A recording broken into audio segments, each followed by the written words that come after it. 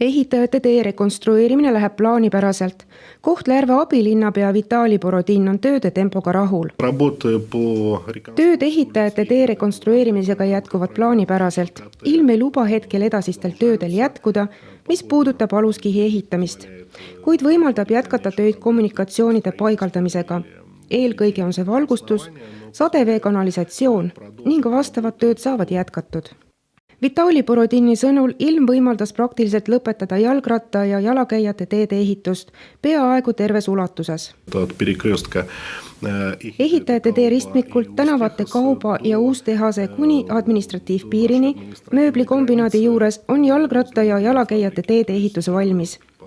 Kevadeks on planeeritud täiendav tihendustöö ja asfalteerimine, kuid neid töid teostatakse juba siis, kui on soe.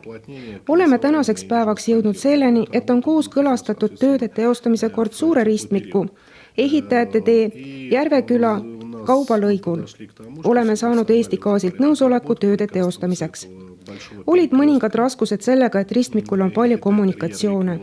Oli vaja lahendada lisakaitsemeetmeid nende tööde teostamiseks. Need küsimused on nüüd lahendatud. Kohtla-Järve abilinnapea Vitali Borodini sõnul, nii nagu saabub sooaeg, nii jätkuvad tööd ristmikul.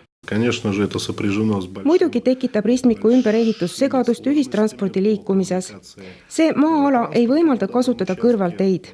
Teede ehitusfirma koos järelevalvega püüavad välja töötada uut liiklusskeemi, et muuta ebamugavused transpordi liikumisel minimaalseks.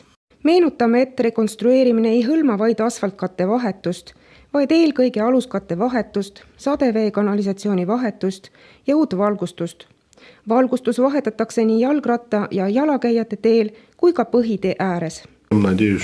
Loodan, et see liiklusskeem, mis välja töötatakse, ei ole liiga ebamugavust pakkuv eelkõige Järve linnaosa elanikele.